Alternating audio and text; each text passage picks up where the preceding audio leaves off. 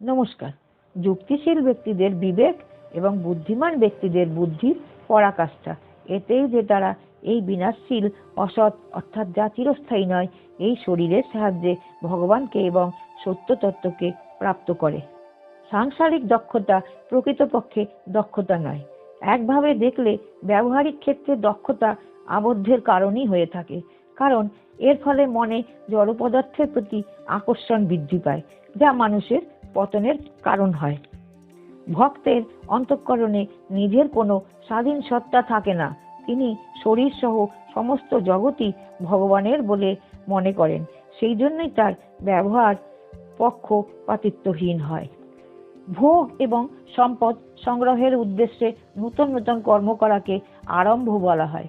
যেমন সুখ ভোগের উদ্দেশ্যে গৃহে নতুন নতুন জিনিস একত্র করা, কেনাকাটা করা, টাকা বাড়ানোর জন্য নতুন নতুন কাজে যোগ দেওয়া ইত্যাদি।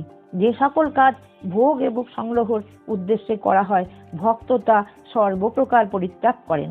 ভক্ত ভগবান ব্যতীত আর কাউকেই নিজের বলে মনে করেন না। তিনি নিজের জন্য কখনোই কিছু করেন না। তার সমস্ত কর্মই ভগবানের প্রসন্নতার জন্য করা হয়। আরাম, মান, মর্যাদা ইত্যাদির জন্য তার দ্বারা কর্ম হয় না। ভগবানের মধ্যে স্বভাবতই এমন এক মহা আকর্ষণ থাকে যে ভক্ত স্বাভাবিকভাবে তার প্রতি আকর্ষিত হয়, ভগবানের প্রেমিক হয়ে ওঠে। ভগবানের এমনই গুণ যে তিনি সকল প্রাণীকে তার দিকে আকর্ষিত করেন।